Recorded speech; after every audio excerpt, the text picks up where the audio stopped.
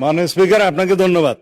For record, মাননীয় বিরোধী দলীয় নেতা ওয়াক আউট করছেন যে পয়েন্টে, সেটা তাদের বিবেচনায় সঠিক হতে পারে।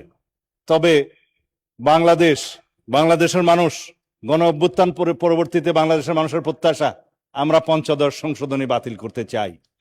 এবং পঞ্চদশ সংশোধনী বাতিল না হলে হাইকোর্ট সুপ্রিম কোর্ট যদি ভার্ডিক্ট দিয়েও থাকে, এই লেজিসলেচারে যদি আমরা পঞ্চদশ সংশোধনী বাতিল না করি, সেই সংশোধনের উপর ভিত্তি করে আমাদেরকে চলতে হবে। সুতরাং আমরা সংবিধান সংশোধনী কমিটি করা ছাড়া, এই সংবিধান সংশোধন করা ছাড়া এই জাতিকে আমরা নতুন প্রত্যাশা অনুযায়ী এগিয়ে নিতে পারবো না। তিনি বলেছেন তারা 2টা শপথ নিয়েছেন। মাননীয় স্পিকার, 2টা শপথ দিলে প্রথম শপথ তো অবৈধ হয়ে যায়। বর্তমান সংবিধান অনুসারে নির্বাচন অনুষ্ঠান হয়েছে, বর্তমান সংবিধান অনুসারে এই জাতীয় সংসদের অধিবেশন আহ্বান করেছে মহামান্য রাষ্ট্রপতি, সেই সংবিধান অনুযায়ী এইখানে জাতীয় সংসদ বৈঠক অনুষ্ঠিত হয়েছে এবং সেই সংবিধান অনুযায়ী এখানে রাষ্ট্রপতির ভাষণ হয়েছে এবং সেই ভাষণের উপরে তারাও আলোচনা করেছেন, আমরাও আলোচনা করেছি। মাননীয় স্পিকার, এখনো পর্যন্ত সাংবিধানিক নিয়ম অনুসারে সেই ধারাবাহিকতায় এই জাতীয় সংসদের প্রত্যেকটা অধিবেশন, প্রত্যেকটা বৈঠক পরিচালিত হচ্ছে।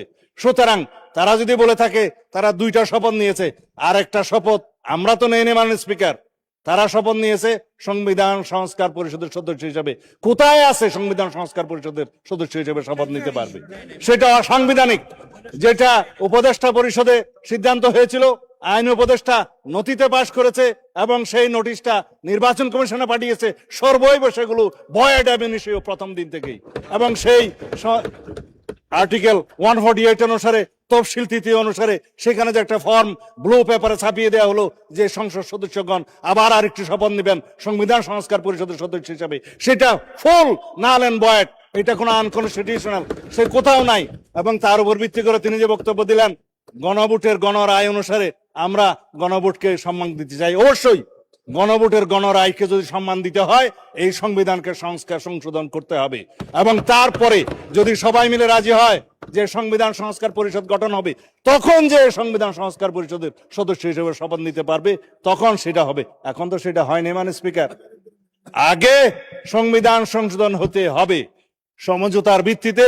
সেই সংবিধানে যদি সংস্কার পরিষদের কোনো বিধান সংযুক্ত করতে হয়, সেই আলোচনাও তাদেরকে সেই সংবিধান সংশোধন কমিটিতে এসে করতে হবে।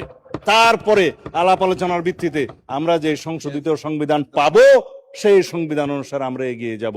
এখন যদি কেউ বলে যে গণভোট হয়েছে, কিসের উপর হয়েছে? মাননীয় স্পিকার, গণভোটের যে আদেশ, সেটাকে আমরা নাম দিয়েছি জুলাই আদেশ। যেই আদেশটা প্রথম দিন থেকে এখতিয়ার বহির্ভূত, এটা fraud on the constitution, colourable legislation. এই জুলাই জাতীয় সনদ বাস্তবায়ন সংস্কার আদেশ নামে যেটা করা হয়েছে, রাষ্ট্রপতি যেটা করতে পারেন না, সেটা তো কোনো রাজনৈতিক সমঝোতা ছিল না।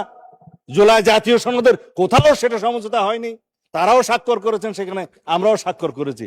তাহলে এই যে জাতীয় সনদ আদেশ যেটা করলো, সেই যে অর্ডারের উপরে গণভোট অনুষ্ঠিত হলো, তার উপর ভিত্তি করে তারা যে চলতে চাচ্ছে, তাহলে দেশে যে মানুষ আমাদের ম্যানিফেস্টোর উপরে, 31 দফার উপরে এবং নির্বাচন কমিশনের ডিক্লারকৃত নির্বাচনের উপরে আমাদেরকে যে জনগণ ভোট দিল, 51% ভোট দিয়ে এখানে সার্বভৌম পার্লামেন্টে আমাদেরকে পাঠিয়েছিল, সেই পার্লামেন্টের এখতিয়ার কি? এটা ইউনিটারি ইন্ডিপেন্ডেন্ট স্টেট হিসাবে, একটা ইন্ডিপেন্ডেন্ট স্টেট হিসাবে আমরা একটা ইউনিটারি কান্ট্রিতে আছি। সেখানে একটা সংসদ থাকবে, আর্টিকেল 65-এ বলা আছে সেই সংশোধনে আইন প্রণয়নের ক্ষমতা আছে, সংশোধন করার ক্ষমতা আছে। সেই ক্ষমতা হিসাবে জাতীয় সংসদ সদস্যগণ এই সংবিধানে সংশোধনী দিবে। সেই এখতিয়ার তো সার্বভৌম জনগণ আমাদেরকে দিয়েছে, আর্টিকেল 7 অনুসারে দিয়েছে। এখন যদি বলা হয় গণভোট কি তার উপরে? অবশ্যই তার উপরে না। আমরা সাংবিধানিক ভোটে জাতীয় সংসদের সদস্য নির্বাচিত হয়েছি সার্বভৌম জনগণ কর্তৃক, এখানে আইন এবং সংবিধান প্রণয়ন করার, সংশোধন করার জন্য। গণভোটে কি হয়েছে? জুলাই জাতীয় সনদে যেটা সমঝোতা হয়েছে, 4 খান প্রশ্নের মধ্যে 3.5 খান আমরা মানি, আর আধা খান যে কোশ্চেন, সেই কোশ্চেন তো সংবিধানের উপর হাত দিয়েছে একটা অবৈধ আদেশ প্রণয়নের মধ্যে দিয়ে। সেটা তো void ab initio, it is now pending with the judiciary. তারা কি বলে দেখি। তারপরেও যদি আলাপ আলোচনা করে আমরা এখানে জুলাই জাতীয় সনদের সবকিছু আমরা এখানে বাস্তবায়ন করতে চাই, এবং তার বহির্ভূত ভাবে যদি জুলাই কি যেন সংবিধান সংস্কার পরিষদ গঠন করতে চায়, তারা সেই আলোচনা এখানে এসে করুক, সংবিধান সংশোধনী কমিটিতে করুক। আর না হলে পরে রাস্তায় গিয়ে সংবিধান সংস্কার পরিষদের কমিটি করলে তো সংবিধান সংশোধন না করে আমরা বসে থাকতে পারবো না।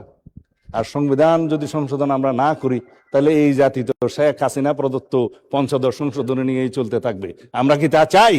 আমরা অবিলম্বে ইনশাআল্লাহ এই সংবিধান সংশোধনী কমিটি গঠন করা হয়েছে, আমরা বৈঠক করব এবং এই জাতির শ্রেষ্ঠ সন্তানদের সাথে আমরা আলোচনা করব, স্টেক হোল্ডারদের সাথে আলোচনা করব, জুডিশিয়ারির সাথে আলোচনা করব, আইনজীবীদের সাথে আলোচনা করব, সুপ্রিম কোর্ট বার অ্যাসোসিয়েশনের সাথে আলোচনা করব, আমাদের পত্রিকার সমস্ত সম্পাদক এবং ডিজিটাল আর প্রিন্ট মিডিয়ার সমস্ত সম্পাদকদের সাথে আমরা আলোচনা করব, অন্যান্য স্টেক হোল্ডার বুদ্ধিজীবীদের সাথে আলোচনা করব, সংবিধান সংসদ বিশেষজ্ঞদের সাথে আলোচনা করব। জুলাই জাতীয় সনদ প্রণীত হয়েছে, যে সমস্ত রাজনৈতিক দল স্বাক্ষর করেছে তাদের সাথে বসে আলোচনা করব, সংসদে আলোচনা করব, বৈঠক করব, তারপর আমরা সুপারিশ প্রণয়ন করব, তারপরে এই মহান জাতীয় সংসদে সংবিধান সংশোধনী 14তম সংবিধান কি এটা 18তম হবে, 18তম সংবিধান সংশোধনী বিল ইনশাআল্লাহ এখানে উত্থাপিত হবে। আমরা আশা করি বিরোধী দলীয় সদস্যগণ ইমোশনাল রাজনীতি না করে আমরা যাতে সংশোধিত একটি শক্তিশালী সংবিধান সংশোধনী বিল আনতে পারি, সেই জন্য গণতন্ত্রের স্বার্থে তারা সহযোগিতা করবেন। ধন্যবাদ মাননীয় স্পিকার।